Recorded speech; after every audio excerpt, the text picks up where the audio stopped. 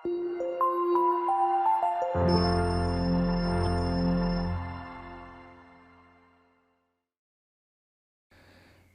ಸ್ನೇಹಿತರೆ, ಅಮೋಘ ವರ್ಷ ಕೋಚಿಂಗ್ ಸೆಂಟರ್ ಯೂಟ್ಯೂಬ್ ಚಾನಲ್ಗೆ ನಿಮಗೆಲ್ಲ ಸ್ವಾಗತ. ಇವತ್ತಿನ ಪ್ರಮುಖವಾದಂತಹ ಕರೆಂಟ್ ಅಫೇರ್ಸ್ ಟಾಪಿಕ್ಗಳನ್ನು ಡಿಸ್ಕಸ್ ಮಾಡೋಣ. ಸ್ನೇಹಿತರೆ, ಈ ಇಸ್ರೋದಿಂದ ಲಾಂಚ್ ಮಾಡಲಾದಂತಹ ಚಂದ್ರಯಾನ 3 ಮಿಷನ್ ಯಶಸ್ವಿಯಾಗಿದ್ದು, ಚಂದ್ರನ ಅಂಗಳದಲ್ಲಿ ಈ ಚಂದ್ರಯಾನ 3 ಮಿಷನ್ನಿಂದ ಲಾಂಚ್ ಮಾಡಲಾದಂತಹ ವಿಕ್ರಮ್ ಅನ್ನೋ ಹೆಸರಿನ ಈ ಲ್ಯಾಂಡರ್ ಸಾಫ್ಟ್ ಲ್ಯಾಂಡಿಂಗನ್ನು ಮಾಡುವುದರಲ್ಲಿ ಯಶಸ್ವಿಯಾಗಿದೆ.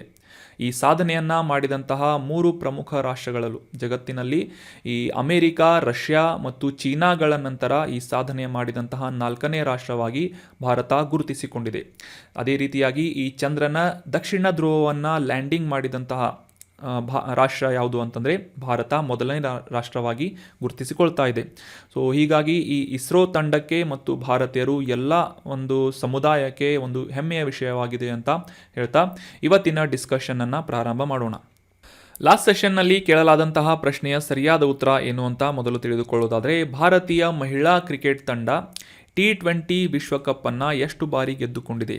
ICC T20 ವರ್ಲ್ಡ್ ಕಪ್ಪನ್ನು ಎಷ್ಟು ಬಾರಿ ಗೆದ್ದುಕೊಂಡಿದೆ ಅಂತ ಪ್ರಶ್ನೆಯನ್ನು ಕೇಳಲಾಗಿತ್ತು. ಆಪ್ಷನ್ಗಳಲ್ಲಿ ಸರಿಯಾದ ಉತ್ತರ ಏನು ಅಂತಂದರೆ ಆಪ್ಷನ್ 4 ಒಮ್ಮೆಯೂ ಇಲ್ಲ ಅನ್ನೋದು ಸರಿಯಾದಂಥ ಆನ್ಸರ್ ಆಗಿದೆ.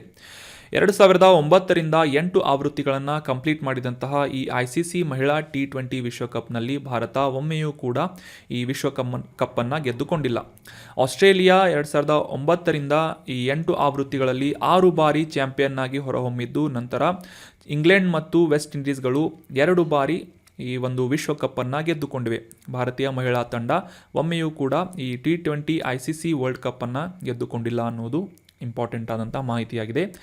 ಅದೇ ರೀತಿಯಾಗಿ ಆನ್ಸರ್ ಮಾಡಿದಂತಹ ಎಲ್ಲ ಸ್ಟೂಡೆಂಟ್ಸ್ಗಳಿಗೂ congratulations and very well done. ಇದೇ ರೀತಿಯಾಗಿ ಡಿಸ್ಕಷನ್ನಲ್ಲಿ ಭಾಗವಹಿಸ್ತಾ ಇರಿ, ನಿಮ್ಮ ಆನ್ಸರ್ಗಳನ್ನು ಮತ್ತು ಅನಿಸಿಕೆಗಳನ್ನು ಕಮೆಂಟ್ ಮಾಡ್ತಾ ಇರಿ ಅಂತ ಹೇಳ್ತಾ ಇವತ್ತಿನ ಪ್ರಶ್ನೆ ಏನು ಅಂತ ನೋಡೋಣ. ಆನ್ಸರ್ ಮಾಡೋದಕ್ಕೆ ಟ್ರೈ ಮಾಡಿ. ಇತ್ತೀಚೆಗೆ ಈ ಕೆಳಗಿನ ಯಾವ ರಾಜ್ಯದಲ್ಲಿ ಮ್ಯಾನ್ ಹೋಲ್ಗಳನ್ನು ಸ್ವಚ್ಛ ಮಾಡುವಂತಹ ಉದ್ದೇಶದಿಂದ ರೋಬೋಟ್ಗಳನ್ನು ಅಭಿವೃದ್ಧಿಪಡಿಸಲಾಗಿದೆ ಅಂತ ಪ್ರಶ್ನೆ ಇದೆ. ಆಪ್ಷನ್ಗಳಲ್ಲಿ ಕೇರಳ, ಆಪ್ಷನ್ 2 ದೆಹಲಿ, ಆಪ್ಷನ್ 3 ಕರ್ನಾಟಕ ಅಥವಾ ಆಪ್ಷನ್ 4 ಗುಜರಾತ್ ಅಂತ ನೀಡಲಾಗಿದ್ದು, ನಿಮ್ಮ ಉತ್ತರಗಳನ್ನು ಕಮೆಂಟ್ ಬಾಕ್ಸ್ನಲ್ಲಿ ಕಮೆಂಟ್ ಮಾಡಿ. ಈ ಡ್ರೈನೇಜ್ ಪೈಪ್ಗಳನ್ನು ಮೇಂಟೈನ್ ಮಾಡುವಂತಹ ನಿಟ್ಟಿನಲ್ಲಿ ಈ ಮ್ಯಾನ್ ಹೋಲ್ಗಳನ್ನು ರೂಪಿಸಲಾಗಿರುತ್ತದೆ, ನಿರ್ಮಾಣ ಮಾಡಲಾಗುತ್ತದೆ. ಸೊ ಇವುಗಳನ್ನು ಸ್ವಚ್ಛಗೊಳಿಸುವಂತಹ ಉದ್ದೇಶದಿಂದ ರೋಬೋಟ್ಗಳನ್ನು ಅಭಿವೃದ್ಧಿಪಡಿಸಲಾಗಿದ್ದು, ಯಾವ ರಾಜ್ಯದಿಂದ ಈ ಒಂದು ಪ್ರಯತ್ನವನ್ನು ಮಾಡಲಾಗಿದೆ ಅಂತ ಕಮೆಂಟ್ ಬಾಕ್ಸ್ನಲ್ಲಿ ಕಮೆಂಟ್ ಮಾಡಿ. ನೆಕ್ಸ್ಟ್ ಸೆಷನ್ನಲ್ಲಿ ಇದರ ಸರಿಯಾದ ಉತ್ತರವನ್ನು ತಿಳಿದುಕೊಳ್ಳೋಣ. ಇನ್ನು ಇವತ್ತಿನ ಮೊದಲನೇ ಆರ್ಟಿಕಲ್ ಏನು ಅಂತಂದರೆ ಗಾಂಧಿನಗರ್ ಡಿಕ್ಲರೇಷನ್ ಬಗ್ಗೆ ಇದೆ. ಕಾಂಟೆಕ್ಸ್ಟನ್ನು ಮೊದಲಿಗೆ ಅರ್ಥ ಮಾಡ್ಕೊಳ್ಳೋದಾದರೆ, ವರ್ಲ್ಡ್ ಹೆಲ್ತ್ ಆರ್ಗನೈಸೇಷನ್ನಿಂದ ಈ ಆಗ್ನೇಯ ಏಷ್ಯಾ ಪ್ರದೇಶದಲ್ಲಿ 2030ರ ವೇಳೆಗೆ ಈ ಒಂದು ಆಗ್ನೇಯ ಏಷ್ಯಾ ಪ್ರದೇಶದಲ್ಲಿ ಕ್ಷಯ ರೋಗವನ್ನು ಅಥವಾ TBಯನ್ನು ಸಂಪೂರ್ಣವಾಗಿ ಕೊನೆಗೊಳಿಸುವಂತಹ ಒಂದು ಪ್ರಯತ್ನವನ್ನು ವೇಗಗೊಳಿಸುವಂತಹ ನಿಟ್ಟಿನಲ್ಲಿ ಬದ್ಧವಾಗುವಂತಹ ಒಂದು ಡಿಕ್ಲರೇಷನನ್ನು ಮಾಡಲಾಗಿದೆ. ಸೊ ಇದನ್ನು ಗಾಂಧಿನಗರ್ ಡಿಕ್ಲರೇಷನ್ ಅಂತ ಘೋಷಣೆಯನ್ನು ಮಾಡಲಾಗಿದೆ. ಗುಜರಾತ್ನ ಗಾಂಧಿನಗರದಲ್ಲಿ 2 ದಿನಗಳ ಒಂದು ಸಭೆಯ ಒಂದು ಕೊನೆಯ ದಿನದಲ್ಲಿ ಈ ವರ್ಲ್ಡ್ ಹೆಲ್ತ್ ಆರ್ಗನೈಸೇಷನ್ನಿಂದ ಈ ಆಗ್ನೇಯ ಏಷ್ಯಾ ರಾಷ್ಟ್ರಗಳಿಂದ ಪ್ರದೇಶದಿಂದ ಕ್ಷಯ ರೋಗವನ್ನು ಕಂಪ್ಲೀಟಾಗಿ ಕೊನೆಗೊಳಿಸುವಂತಹ ನಿಟ್ಟಿನಲ್ಲಿ ಪ್ರಗತಿಯನ್ನು ಸಾಧಿಸುವಂತಹ ನಿಟ್ಟಿನಲ್ಲಿ ಈ ಗಾಂಧಿನಗರ್ ಘೋಷಣೆ ಅಥವಾ ಗಾಂಧಿನಗರ್ ಡಿಕ್ಲರೇಷನನ್ನು ಘೋಷಣೆ ಮಾಡಲಾಗಿದೆ. ಸೊ ವೆರಿ ಇಂಪಾರ್ಟೆಂಟ್, ನೆನಪಿನಲ್ಲಿ ಇಟ್ಕೊಳ್ಳಿ. Gandhinagar declaration is related to dash ಅಂತ ಕ್ವಶನ್ ಕೇಳ್ಬೋದು ಪ್ರಿಲಿಮ್ಸ್ನಲ್ಲಿ. ಸೊ ಸರಿಯಾದ ಉತ್ತರ ಏನಾಗುತ್ತೆ ಅಂತಂದರೆ ಈ ಸೌತ್ ಈಸ್ಟರ್ನ್ ಅಥವಾ ಆಗ್ನೇಯ ಏಷ್ಯಾ ಪ್ರದೇಶದಲ್ಲಿ TBಯನ್ನು ಕೊನೆಗೊಳಿಸುವಂತಹ ಉದ್ದೇಶದಿಂದ ಈ ಗಾಂಧಿನಗರ್ ಡಿಕ್ಲರೇಷನನ್ನು ಘೋಷಣೆ ಮಾಡಲಾಗಿತ್ತು. 2030ರ ವೇಳೆಗೆ ಈ ಒಂದು ಅಚೀವ್ಮೆಂಟನ್ನು ಸಾಧಿಸುವಂತಹ ನಿಟ್ಟಿನಲ್ಲಿ ವರ್ಲ್ಡ್ ಹೆಲ್ತ್ ಆರ್ಗನೈಸೇಷನ್ನಿಂದ ಈ ಒಂದು ಘೋಷಣೆಯನ್ನು ಮಾಡಲಾಗಿದೆ. ಅದೇ ರೀತಿಯಾಗಿ ಈ ಒಂದು TBಗೆ ಸಂಬಂಧಪಟ್ಟಂತೆ ವರ್ಲ್ಡ್ ಹೆಲ್ತ್ ಆರ್ಗನೈಸೇಷನ್ನಿಂದ ಹೆಚ್ಚಿನ ಒಂದು ಪ್ರಯಾರಿಟಿಯನ್ನು ಸಿದ್ಧಪಡಿಸಲಾಗ್ತಾ ಇದ್ದು, ಈ ಒಂದು ನಿಟ್ಟಿನಲ್ಲಿ ಆಗ್ನೇಯ ಏಷ್ಯಾ ರಾಷ್ಟ್ರಗಳಿಗೆ ಟೆಕ್ನಿಕಲ್ ಸಪೋರ್ಟ್ ಆಗಿರ್ಬೋದು ಅಥವಾ ಒಂದು ನೇತೃತ್ವ ಆಗಿರ್ಬೋದು, ಈ ರೀತಿಯಾದಂತಹ ಸಹಕಾರವನ್ನು ನೀಡುವಂತಹ ನಿಟ್ಟಿನಲ್ಲಿ 2030ರ ವೇಳೆಗೆ ಈ ಒಂದು ಗುರಿಯನ್ನು ಸಾಧಿಸುವಂತಹ ನಿಟ್ಟಿನಲ್ಲಿ ಸಹಾಯ ಮಾಡಲಿದೆ. ಅಷ್ಟೇ ಅಲ್ಲದೆ ಈ ಒಂದು ಯುನೈಟೆಡ್ ನೇಷನ್ನಿಂದ ಗುರುತಿಸಲಾದಂತಹ 17 ಸಸ್ಟೈನೇಬಲ್ ಡೆವಲಪ್ಮೆಂಟ್ ಗೋಲ್ಸ್ ಅಥವಾ ಸುಸ್ಥಿರ ಅಭಿವೃದ್ಧಿ ಗುರಿಗಳಲ್ಲಿ 3ನೇ ಟಾರ್ಗೆಟ್ ಆದಂತಹ ಈ good health and well being, ಈ ಒಂದು ಇಮೇಜ್ನಲ್ಲಿ ನೋಡ್ಬೋದು ನೀವು. Good health and well being ಅಂತಂತಂದರೆ ಉತ್ತಮ ಆರೋಗ್ಯ ಮತ್ತು ಯೋಗಕ್ಷೇಮ ಅನ್ನುವ ಈ ಒಂದು ಗೋಲ್ನ ಸಬ್ ಟಾರ್ಗೆಟ್ ಆದಂತಹ 3.3 ಟಾರ್ಗೆಟ್ ಯಾವುದು ಅಂತಂದರೆ ಫೈಟ್ ಕಮ್ಯುನಿಕೇಬಲ್ ಡಿಸೀಸ್ ಅಥವಾ ಈ ಸಾಂಕ್ರಾಮಿಕ ರೋಗಗಳನ್ನು ತಡೆಗಟ್ಟುವಂತಹ ನಿಟ್ಟಿನಲ್ಲಿ ಸುಸ್ಥಿರ ಅಭಿವೃದ್ಧಿ ಗುರಿಗಳ 3.3 ಟಾರ್ಗೆಟನ್ನು ಗುರುತಿಸಲಾಗಿದೆ ಯುನೈಟೆಡ್ ನೇಷನ್ನಿಂದ. ಸೊ ಈ ಸಾಂಕ್ರಾಮಿಕ ರೋಗಗಳಾದಂತಹ ಈ ಏಡ್ಸ್ ಆಗಿರ್ಬೋದು, ಟ್ಯೂಬರ್ಕ್ಯುಲೋಸಿಸ್ ಆಗಿರ್ಬೋದು, ಮಲೇರಿಯಾ ಆಗಿರ್ಬೋದು, ಅಷ್ಟೇ ಅಲ್ಲದೆ ಈ ಒಂದು ನೆಗ್ಲೆಕ್ಟೆಡ್ ಟ್ರಾಪಿಕಲ್ ಡಿಸೀಸ್ ಅಂತಂದರೆ ಉಷ್ಣವಲಯದ ಕೆಲವೊಂದಿಷ್ಟು ರೋಗಗಳಾಗಿರಬಹುದು, ಅಥವಾ ಹೆಪಟೈಟಿಸ್ ಆಗಿರ್ಬೋದು, ಮತ್ತು ನೀರಿನಿಂದ ಹರಡುವಂತಹ ರೋಗಗಳು, ಮತ್ತು ಇನ್ನಿತರ ಕಮ್ಯುನಿಕೇಬಲ್ ಡಿಸೀಸ್ ಅಥವಾ ಸಾಂಕ್ರಾಮಿಕ ರೋಗಗಳನ್ನು ತಡೆಗಟ್ಟುವಂತಹ ನಿಟ್ಟಿನಲ್ಲಿ ಈ ಸಸ್ಟೈನಬಲ್ ಡೆವಲಪ್ಮೆಂಟ್ ಗೋಲ್ಸ್ ಅಥವಾ ಸುಸ್ಥಿರ ಅಭಿವೃದ್ಧಿ ಗುರಿಗಳ 3.3 ಟಾರ್ಗೆಟನ್ನು ಗುರುತಿಸಲಾಗಿದೆ. It is for fighting the communicable disease ಅನ್ನೋದು ವೆರಿ ಇಂಪಾರ್ಟೆಂಟ್ ಪಾಯಿಂಟ್ ಆಗಿದೆ, ನೋಟ್ ಮಾಡಿ ಇಟ್ಕೊಳ್ಳಿ. ಅಷ್ಟೇ ಅಲ್ಲದೆ ಈ ಒಂದು 17 ಗೋಲ್ಸ್ಗಳನ್ನು ಡಿಸ್ಕಸ್ ಮಾಡಬೇಕು ಅಂತಂದರೆ ನೀವು ಕಮೆಂಟ್ ಬಾಕ್ಸ್ನಲ್ಲಿ ಕಮೆಂಟ್ ಮಾಡಿ. ಅಟ್ಲೀಸ್ಟ್ 10 ಕಮೆಂಟ್ಸ್ ಬಂದರೆ ಈ ಒಂದು ಸಸ್ಟೈನೇಬಲ್ ಡೆವಲಪ್ಮೆಂಟ್ ಗೋಲ್ಸ್ ಅಥವಾ ಈ 17 ಸುಸ್ಥಿರ ಅಭಿವೃದ್ಧಿ ಗುರಿಗಳ ಬಗ್ಗೆ ಡೀಟೇಲ್ ಆಗಿ ನೆಕ್ಸ್ಟ್ ಸೆಷನ್ನಲ್ಲಿ ನಾವು ಡಿಸ್ಕಸ್ ಮಾಡೋಣ. So that was about detailed information of Gandhinagar declaration which is related to completely vanishing out of tuberculosis or TB from south east region of Asia. ಇನ್ನು ಮುಂದಿನ article central board of direct taxes ಬಗ್ಗೆ ಇದೆ. ನೇರ ತೆರಿಗೆಗಳ ಕೇಂದ್ರ ಮಂಡಳಿ ಅಂತ ಇದನ್ನು ಗುರುತಿಸಲಾಗುತ್ತೆ. ಇತ್ತೀಚೆಗೆ CBDT ನ್ಯೂಸ್ನಲ್ಲಿ ಯಾಕೆ ಇತ್ತು ಅಂತ ಕಾಂಟೆಕ್ಸ್ಟನ್ನು ಅರ್ಥ ಮಾಡ್ಕೊಳ್ಳೋದಾದರೆ, ಈ ಎಂಪ್ಲಾಯರ್ಸ್ನಿಂದ ಅಥವಾ ಉದ್ಯೋಗದಾತರಿಂದ ಅವರ ಸಿಬ್ಬಂದಿಗಳಿಗೆ ನೀಡಲಾಗುವಂತಹ ರೆಂಟ್ ಫ್ರೀ ಅಕಾಮಿಡೇಷನ್ಸ್ ಅಥವಾ ಬಾಡಿಗೆ ಮುಕ್ತ ವಸತಿ ಸೌಕರ್ಯಗಳಿಗೆ ಇವ್ಯಾಲ್ಯೂಯೇಷನನ್ನು ಮಾಡುವಂತಹ ಒಂದು ನಿಟ್ಟಿನಲ್ಲಿ ಕೆಲವೊಂದಿಷ್ಟು ರಿಡಕ್ಷನ್ಗಳನ್ನು ಮಾಡಬೇಕು ಅಂತ CBDTಯಿಂದ ಸೂಚಿಸಲಾಗಿದೆ ಅಂತ ಈ central board of direct taxes ನ್ಯೂಸ್ನಲ್ಲಿ ಬಂದಿತ್ತು. ಸೊ ಹೀಗಾಗಿ ಈ CBDT ಅನ್ನುವ ಈ ಒಂದು ಪ್ರಾಧಿಕಾರದ ಕುರಿತಾದಂತಹ ಕೆಲವೊಂದಿಷ್ಟು ಇಂಪಾರ್ಟೆಂಟ್ ಮಾಹಿತಿಗಳನ್ನು ಈ ಆರ್ಟಿಕಲ್ನಲ್ಲಿ ಡಿಸ್ಕಸ್ ಮಾಡೋಣ. ಕೇಂದ್ರ ಕಂದಾಯ ಕಾಯ್ದೆ 1963ರ ಸೆಂಟ್ರಲ್ ರೆವೆನ್ಯೂ ಆ್ಯಕ್ಟ್ನ ಅಡಿಯಲ್ಲಿ ಶಾಸನಬದ್ಧವಾದಂತಹ ಒಂದು ಪ್ರಾಧಿಕಾರವಾಗಿ ಗುರುತಿಸಿಕೊಳ್ಳುವಂತಹ central board of direct taxes ಇದು ಹಣಕಾಸು ಸಚಿವಾಲಯದ ರೆವೆನ್ಯೂ ಡಿಪಾರ್ಟ್ಮೆಂಟ್ನ ಅಡಿಯಲ್ಲಿ ಕಾರ್ಯನಿರ್ವಹಿಸುವಂತಹ ಒಂದು ಮಂಡಳಿ ಆಗಿದೆ. ಇದರ ಮುಖ್ಯ ಜವಾಬ್ದಾರಿಗಳು ಏನು ಅಂತ ತಿಳ್ಕೊಳ್ಳೋದಾದರೆ, ಕೇಂದ್ರದಿಂದ ವಿಧಿಸಲಾಗುವಂತಹ ತೆರಿಗೆ, ನೇರ ತೆರಿಗೆ, ಇದರ ಒಂದು ಕಲೆಕ್ಷನ್ಗೆ ಸಂಬಂಧಪಟ್ಟಂತೆ ಅಥವಾ ಟ್ಯಾಕ್ಸ್ ಕಲೆಕ್ಷನ್ಗೆ ಸಂಬಂಧಪಟ್ಟಂತೆ ಪಾಲಿಸಿಗಳನ್ನು ರೂಪಿಸುವಂತಹ ನಿಟ್ಟಿನಲ್ಲಿ ಫಾರ್ಮುಲೈಸೇಷನ್ ಮಾಡುವಂತಹ ಜವಾಬ್ದಾರಿಯನ್ನು central board of direct taxes ವಹಿಸಿಕೊಂಡಿದೆ. ಅಷ್ಟೇ ಅಲ್ಲದೆ ಈ ಒಂದು ಇನ್ಕಮ್ ಟ್ಯಾಕ್ಸ್ ಡಿಪಾರ್ಟ್ಮೆಂಟ್ನ ಕಾರ್ಯವೈಖರಿಯನ್ನು ಅಥವಾ ಅದರ ಚಟುವಟಿಕೆಗಳನ್ನು ಮಾನಿಟರ್ ಮಾಡುವಂತಹ ಜವಾಬ್ದಾರಿಯನ್ನು ಕೂಡ ಈ central board of direct taxes ಜವಾಬ್ದಾರಿಯನ್ನು ವಹಿಸಿಕೊಂಡಿದೆ. ಸೊ ಮುಖ್ಯವಾಗಿ ಈ ನೇರ ತೆರಿಗೆಗಳು ಅಂದರೆ ಏನು ಅಂತ ಈ ಒಂದು ಕಾನ್ಸೆಪ್ಟನ್ನು ಅಂಡರ್ಸ್ಟ್ಯಾಂಡ್ ಮಾಡ್ಕೊಳ್ಳೋದಾದರೆ, ಯಾವುದೇ ಒಂದು ದೇಶದಲ್ಲಿ ಈ ಅಧಿಕೃತವಾಗಿ ತೆರಿಗೆಗಳನ್ನು ವಿಧಿಸುವಂತಹ ಘಟಕಗಳಿಗೆ ವ್ಯಕ್ತಿ ಅಥವಾ ಸಂಸ್ಥೆಯಿಂದ ನೇರವಾಗಿ ಪಾವತಿಸಲಾಗುವಂತಹ ತೆರಿಗೆಯನ್ನು ಡೈರೆಕ್ಟ್ ಟ್ಯಾಕ್ಸ್ ಅಥವಾ ನೇರ ತೆರಿಗೆ ಅಂತ ಗುರುತಿಸಲಾಗುತ್ತೆ. ಸಾಮಾನ್ಯವಾಗಿ ಭಾರತದಲ್ಲಿರುವಂತಹ ಈ ಡೈರೆಕ್ಟ್ ಟ್ಯಾಕ್ಸಸ್ಗಳು ಯಾವುವು ಅಂತ ತಿಳ್ಕೊಳ್ಳೋದಾದರೆ, ಇನ್ಕಮ್ ಟ್ಯಾಕ್ಸ್ ಅಥವಾ ಆದಾಯ ತೆರಿಗೆ ಆಗಿರ್ಬೋದು, ಅಥವಾ ರಿಯಲ್ ಪ್ರಾಪರ್ಟಿ ಟ್ಯಾಕ್ಸ್ ಆಗಿರ್ಬೋದು, ಕಾರ್ಪೊರೇಟ್ ಟ್ಯಾಕ್ಸ್ ಆಗಿರ್ಬೋದು, ಈ ರೀತಿಯಾದಂತಹ ತೆರಿಗೆಗಳನ್ನು ಭಾರತದಲ್ಲಿ ಡೈರೆಕ್ಟ್ ಟ್ಯಾಕ್ಸಸ್ ಅಂತ ಕರೆಯಲಾಗುತ್ತದೆ.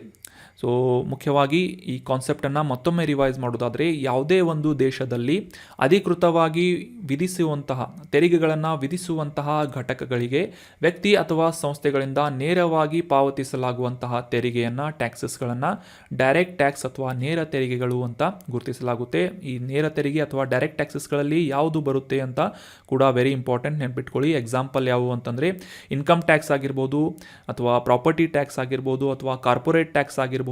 ಇವುಗಳನ್ನು ನೇರವಾಗಿ ಈ ಟ್ಯಾಕ್ಸ್ ಕಲೆಕ್ಷನ್ ಮಾಡುವಂತಹ ಘಟಕಗಳಿಗೆ, ಯೂನಿಟ್ಗಳಿಗೆ ಈ ಪಾವತಿದಾರರಿಂದ ಪೇ ಮಾಡಲಾಗುತ್ತೆ. ಇದನ್ನು ಡೈರೆಕ್ಟ್ ಟ್ಯಾಕ್ಸ್ ಅಂತ ಗುರುತಿಸಲಾಗುತ್ತದೆ.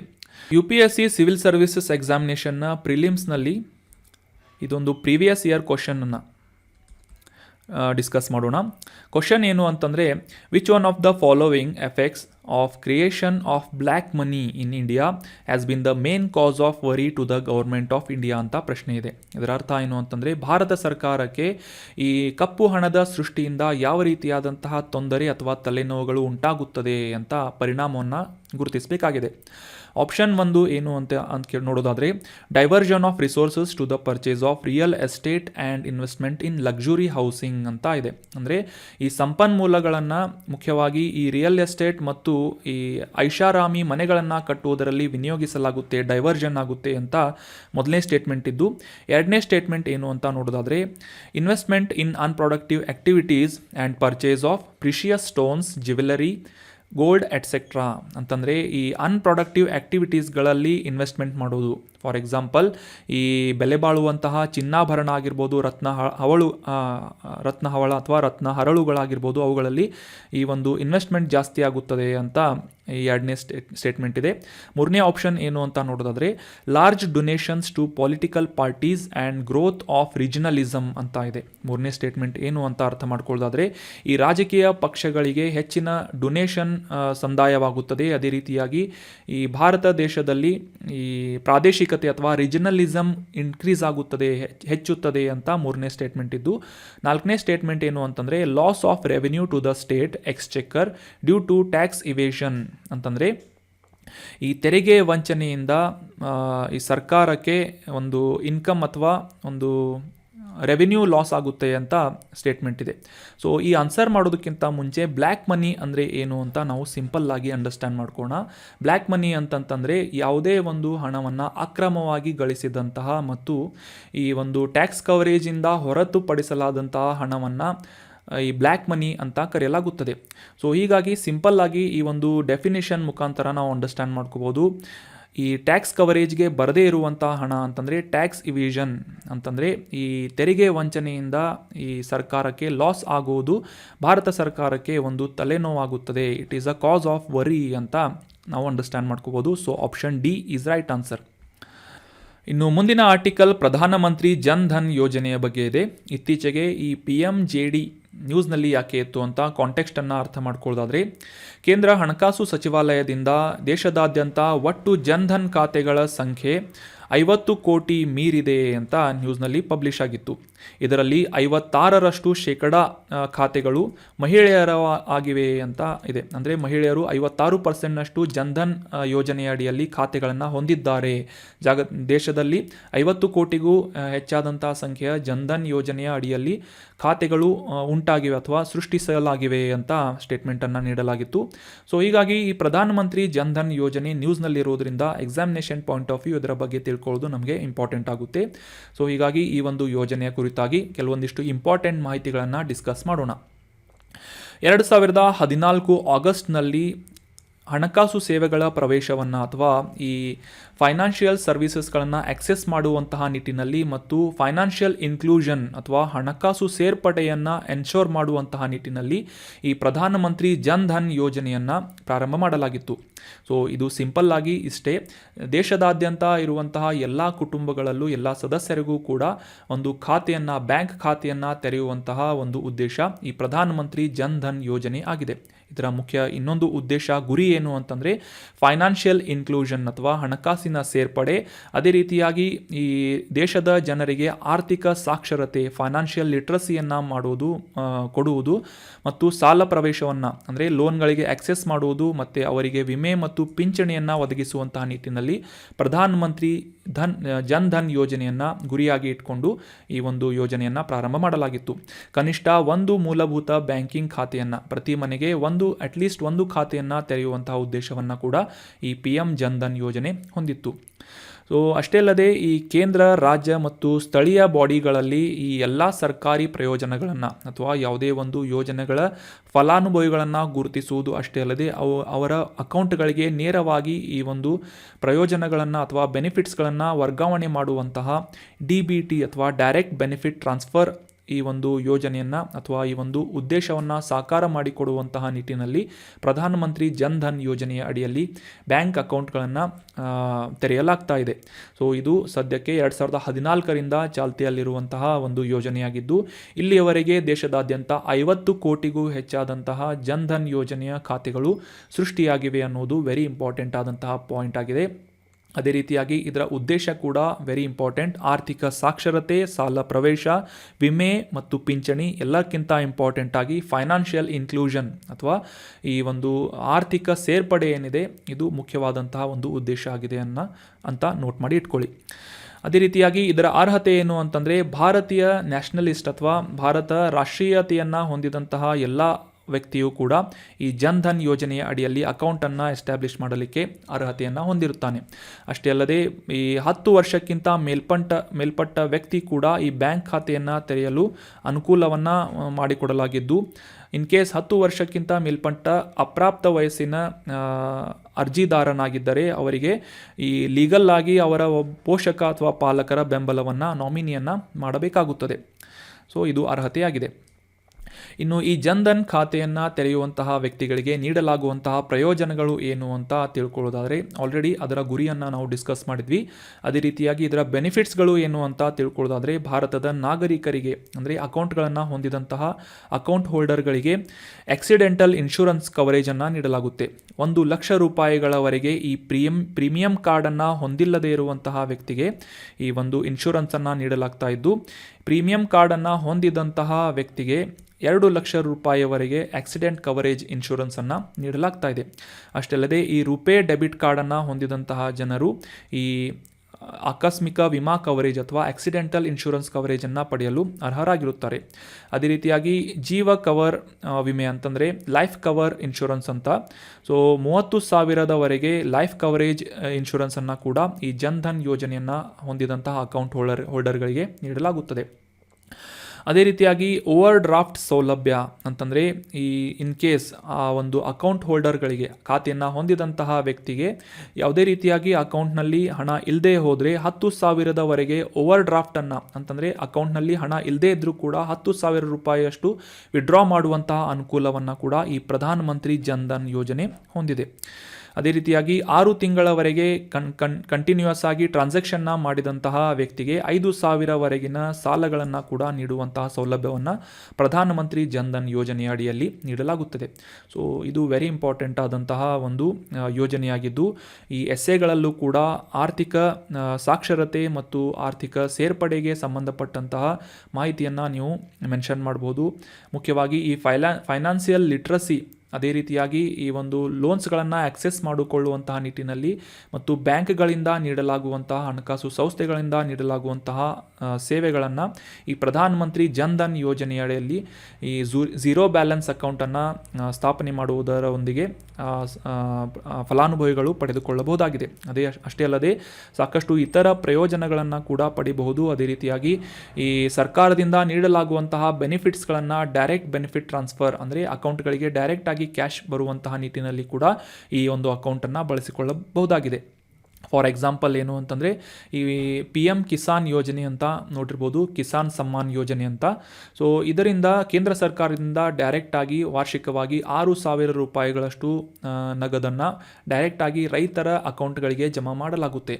ಈ ಜನ್ಧನ್ ಯೋಜನೆಯಿಂದ ಈ ಪ್ರಯೋಜನಗಳನ್ನು ಪಡೆಯೋದಕ್ಕೆ ರೈತರಿಗೆ ಅನುಕೂಲವಾಗಿದೆ ಅಂತ ಕೂಡ ನೀವು ಎಸ್ಸೆಗಳಲ್ಲಿ ಅಥವಾ ಈ ಎಕನಾಮಿಗೆ ಸಂಬಂಧಪಟ್ಟಂತಹ ಆನ್ಸರ್ಗಳಲ್ಲಿ ಮೆನ್ಷನ್ ಮಾಡ್ಬೋದಾಗಿದೆ. ಇನ್ನು ಮುಂದಿನ ಆರ್ಟಿಕಲ್ ಏನು ಅಂತ ನೋಡೋದಾದರೆ, ಈಗ ತಾನೇ ನಾವು ಡಿಸ್ಕಸ್ ಮಾಡಿದ್ವಿ ಚಂದ್ರಯಾನ 3 ಯಾವ ರೀತಿಯಾಗಿ ಚಂದ್ರನ ಅಂಗಳದಲ್ಲಿ ನಮ್ಮ ಭಾರತದ ಪತಾಕೆಯನ್ನು ಅಂದರೆ ಧ್ವಜವನ್ನು ಹಾರಿಸಿದೆ ಅಂತ.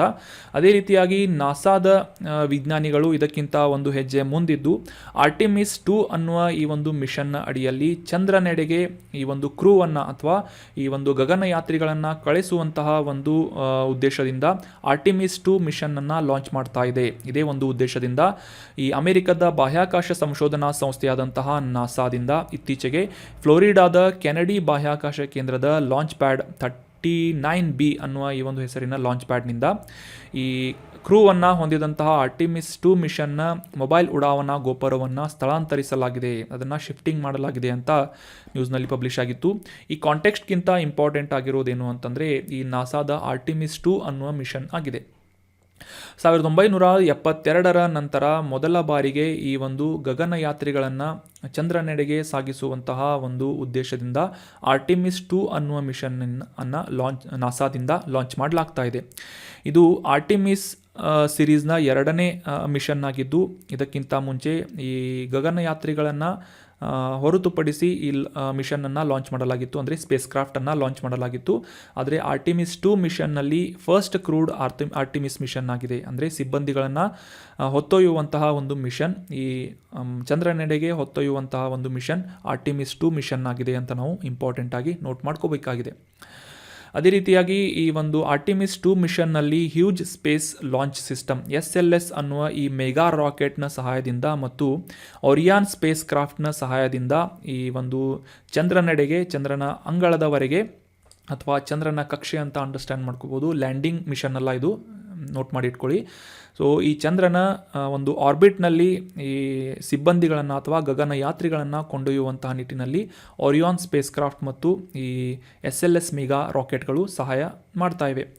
ಈ ಒಂದು ನಿಟ್ಟಿನಲ್ಲಿ ನಾಸಾದಿಂದ 3 ಗಗನಯಾತ್ರಿಗಳನ್ನು ಆಯ್ಕೆ ಮಾಡಲಾಗಿದ್ದು, ಕೆನಡಿ ಸ್ಪೇಸ್ ಏಜೆನ್ಸಿಯಿಂದ ಒಬ್ಬ ಗಗನಯಾತ್ರಿಗಳನ್ನು, ಅಂದರೆ ಒಟ್ಟು 4 ಗಗನಯಾತ್ರಿಗಳನ್ನು ಈ ಆರ್ಟಿಮಿಸ್ 2 ಮಿಷನ್ನ ಅಡಿಯಲ್ಲಿ ಈ ಚಂದ್ರನ ಒಂದು ಕಕ್ಷೆಗೆ ಫ್ಲೈ ಬೈ ಮಾಡುವುದಕ್ಕೆ ಲಾಂಚ್ ಮಾಡಲಾಗ್ತಾ ಇದೆ. ಇದಕ್ಕಿಂತ ಮುಂಚೆ ಆರ್ಟಿಮಿಸ್ 1 ಅನ್ನುವ ಮಿಷನನ್ನು 2022 ನವೆಂಬರ್ 16ರಲ್ಲಿ ನಾಸಾದಿಂದ ಲಾಂಚ್ ಮಾಡಲಾಗಿತ್ತು. ಆ ಒಂದು ಸಂದರ್ಭದಲ್ಲಿ ಒರಿಯಾನ್ ಅನ್ನುವ ಹೆಸರಿನ ಸ್ಪೇಸ್ ಕ್ರಾಫ್ಟ್ ಮತ್ತು ಈ ಸ್ಪೇಸ್ ಲಾಂಚ್ ಸಿಸ್ಟಮ್ನ ರಾಕೆಟ್ ಸಹಾಯದಿಂದ ಈ ಒಂದು ಆರ್ಟಿಮಿಸ್ 1 ಮಿಷನನ್ನು ಲಾಂಚ್ ಮಾಡಲಾಗಿತ್ತು. ಸೊ ಆ ಒಂದು ಸಂದರ್ಭದಲ್ಲಿ ಅನ್ಕ್ರೂಡ್ ಮಿಷನ್ ಆಗಿತ್ತು, ಅಂತಂದರೆ ಯಾವುದೇ ರೀತಿಯಾಗಿ ಸಿಬ್ಬಂದಿ ಅಥವಾ ಈ ಗಗನಯಾತ್ರಿಗಳು ಆರ್ಟಿಮಿಸ್ 1 ಮಿಷನ್ನಲ್ಲಿ ಭಾಗವಹಿಸಿರಲಿಲ್ಲ. So that was all about today's discussion. ಈ ಡಿಸ್ಕಷನನ್ನು ಮತ್ತೊಮ್ಮೆ ಪ್ರಶ್ನೋತ್ತರ ರೂಪದಲ್ಲಿ ರಿವಿಷನ್ ಮಾಡೋದಕ್ಕೆ ಪ್ರಯತ್ನ ಪಡೋಣ. ಆನ್ಸರ್ ಮಾಡಲಿಕ್ಕೆ ಪ್ರಯತ್ನ ಪಡಿ. ಈ ಒಂದು ವಿಡಿಯೋವನ್ನು ಪಾಸ್ ಮಾಡಿ ಕ್ವಶನನ್ನು ಅಂಡರ್ಸ್ಟ್ಯಾಂಡ್ ಮಾಡ್ಕೊಳ್ಳಿ, ಆನ್ಸರನ್ನು ಇಮ್ಯಾಜಿನ್ ಮಾಡ್ಕೊಳ್ಳಿ. ಸೊ ನೀವೆಲ್ಲ ಪಾಸ್ ಮಾಡಿ ರೆಸ್ಯೂಮ್ ಮಾಡ್ಕೊಂಡಿದ್ದೀರಾ ಅಂತ ಅನ್ಕೋತೀನಿ. ಗಾಂಧಿನಗರ ಘೋಷಣೆ ಅಥವಾ ಗಾಂಧಿನಗರ ಡಿಕ್ಲೇರೇಷನ್ ಈ ಕೆಳಗಿನ ಯಾವುದಕ್ಕೆ ಸಂಬಂಧಿಸಿದೆ ಅಂತ ಪ್ರಶ್ನೆ ಇದೆ. ಆಪ್ಷನ್ 1 ಆಗ್ನೇಯ ಏಷ್ಯಾ ಪ್ರದೇಶದಲ್ಲಿ ಆರ್ಥಿಕ ಸಹಕಾರ. ಆಪ್ಷನ್ 2 ಜಗತ್ತಿನಲ್ಲಿ ಶಾಂತಿಯುತ ಬೆಳವಣಿಗೆಯಾಗಿದೆ. ಆಪ್ಷನ್ 3 ಆಗ್ನೇಯ ಏಷ್ಯಾ ಪ್ರದೇಶದಲ್ಲಿ TBಯನ್ನು ಕೊನೆಗೊಳಿಸಲು ಅಂತ ಇದೆ. ಆಪ್ಷನ್ 4 ಮೇಲಿನ ಎಲ್ಲವೂ ಅಂತ ಇದೆ. ಸೊ ಫಸ್ಟ್ ಆರ್ಟಿಕಲ್ನಲ್ಲಿ ನಾವು ಡಿಸ್ಕಸ್ ಮಾಡಿದ್ವಿ, 2030ರವರೆಗೆ ಈ ಆಗ್ನೇಯ ಏಷ್ಯಾ ಪ್ರದೇಶದಲ್ಲಿ ಈ ಒಂದು TBಯನ್ನು ಅಥವಾ ಟ್ಯೂಬರ್ಕ್ಯುಲೋಸಿಸನ್ನು ಸಂಪೂರ್ಣವಾಗಿ ಕೊನೆಗೊಳಿಸುವಂತಹ ನಿಟ್ಟಿನಲ್ಲಿ ಗಾಂಧಿನಗರ್ ಘೋಷಣೆ, ಗುಜರಾತ್ನಲ್ಲಿ ಒಂದು ಸಭೆಯನ್ನು WHO ಆಯೋಜಿಸಲಾಗಿತ್ತು. ಸೊ ಅದೇ ಒಂದು ಸಂದರ್ಭದಲ್ಲಿ ಗಾಂಧಿನಗರ್ ಘೋಷಣೆಯನ್ನು ಅಥವಾ ಗಾಂಧಿನಗರ್ ಡಿಕ್ಲೇರೇಷನನ್ನು ಮಾಡಲಾಯಿತು ಅಂತ ನಾವು ಡೀಟೇಲ್ ಆಗಿ ಡಿಸ್ಕಸ್ ಮಾಡಿದ್ವಿ. 2030ರ ವೇಳೆಗೆ TBಯನ್ನು ಸಂಪೂರ್ಣವಾಗಿ ನಿರ್ನಾಮ ಮಾಡುವಂತಹ ಉದ್ದೇಶವನ್ನು ಈ ಗಾಂಧಿನಗರ್ ಘೋಷಣೆ ಹೊಂದಿದೆ. ಇನ್ನು ಮುಂದಿನ ಪ್ರಶ್ನೆ, ರಿವಿಷನ್ ಪ್ರಶ್ನೆ ಏನು ಅಂತ ನೋಡೋದಾದರೆ, ಈ ಕೆಳಗಿನವುಗಳಲ್ಲಿ ಯಾವುದು ಭಾರತದಲ್ಲಿ ನೇರ ತೆರಿಗೆ ಅಲ್ಲ, ಡೈರೆಕ್ಟ್ ಟ್ಯಾಕ್ಸಸ್ ಅಲ್ಲ ಅಂತ ಗುರುತಿಸಬೇಕಾಗಿದೆ. ಆಪ್ಷನ್ 1 ಆದಾಯ ತೆರಿಗೆ ಅಥವಾ ಇನ್ಕಮ್ ಟ್ಯಾಕ್ಸ್. ಆಪ್ಷನ್ 2 ಆಸ್ತಿ ತೆರಿಗೆ ಅಥವಾ ಪ್ರಾಪರ್ಟಿ ಟ್ಯಾಕ್ಸ್. ಆಪ್ಷನ್ 3 ಮಾರಾಟ ತೆರಿಗೆ ಅಥವಾ ಸೇಲ್ಸ್ ಟ್ಯಾಕ್ಸ್. ಆಪ್ಷನ್ 4 ಕಾರ್ಪೊರೇಟ್ ತೆರಿಗೆ ಅಥವಾ ಕಾರ್ಪೊರೇಟ್ ಟ್ಯಾಕ್ಸ್ ಅಂತ ನೀಡಲಾಗಿದೆ. ಸೊ ಸರಿಯಾದ ಉತ್ತರ ಏನು ಅಂತಂದರೆ ಆಪ್ಷನ್ 3 ಸೇಲ್ಸ್ ಟ್ಯಾಕ್ಸ್ ಅಥವಾ ಮಾರಾಟ ತೆರಿಗೆಯನ್ನು ಹೊರತುಪಡಿಸಿ ಉಳಿದಂತಹ ತೆರಿಗೆಗಳು ನೇರ ತೆರಿಗೆಗಳಾಗಿವೆ. ಇನ್ಕಮ್ ಟ್ಯಾಕ್ಸ್ ಆಗಿರ್ಬೋದು, ಪ್ರಾಪರ್ಟಿ ಟ್ಯಾಕ್ಸ್ ಆಗಿರ್ಬೋದು, ಕಾರ್ಪೊರೇಟ್ ಟ್ಯಾಕ್ಸ್ ಆಗಿರ್ಬೋದು. So option 3 is right answer. Detail ಆಗಿ ಈ ಡೈರೆಕ್ಟ್ ಟ್ಯಾಕ್ಸ್ ಅಂದರೆ ಏನು ಅಂತ ನಾವು ಡೀಟೇಲ್ ಆಗಿ ಅಂಡರ್ಸ್ಟ್ಯಾಂಡ್ ಮಾಡ್ಕೊಂಡ್ವಿ. ಅದೇ ಒಂದು ಸಂದರ್ಭದಲ್ಲಿ ಈ ಡೈರೆಕ್ಟ್ ಟ್ಯಾಕ್ಸ್ಗೆ ಎಕ್ಸಾಂಪಲ್ಗಳನ್ನು ಕೂಡ ತಿಳ್ಕೊಂಡ್ವಿ. ಇನ್ಕಮ್ ಟ್ಯಾಕ್ಸ್ ಆಗಿರ್ಬೋದು, ಪ್ರಾಪರ್ಟಿ ಟ್ಯಾಕ್ಸ್ ಆಗಿರ್ಬೋದು, ಕಾರ್ಪೊರೇಟ್ ಟ್ಯಾಕ್ಸ್ ಆಗಿರ್ಬೋದು, ಈ ಎಲ್ಲ ತೆರಿಗೆಗಳನ್ನು ನೇರ ತೆರಿಗೆಯ ಒಂದು ವಿಭಾಗದಲ್ಲಿ ಹಾಕಲಾಗುತ್ತದೆ. ಸೊ ಮಾರಾಟ ತೆರಿಗೆ ಇದು ಇಂಡೈರೆಕ್ಟ್ ಟ್ಯಾಕ್ಸ್ ಆಗಿದೆ. ಇನ್ನು ಮುಂದಿನ ಪ್ರಶ್ನೆ ಏನು ಅಂತ ನೋಡೋದಾದರೆ, ಭಾರತದಲ್ಲಿ ಹಣಕಾಸು ಸೇರ್ಪಡೆಯ ಉದ್ದೇಶದಿಂದ ಪ್ರಧಾನಮಂತ್ರಿ ಜನ್ ಧನ್ ಯೋಜನೆಯನ್ನು ಯಾವ ವರ್ಷದಲ್ಲಿ ಪ್ರಾರಂಭಿಸಲಾಗಿತ್ತು ಅಂತ ಪ್ರಶ್ನೆ ಇದೆ.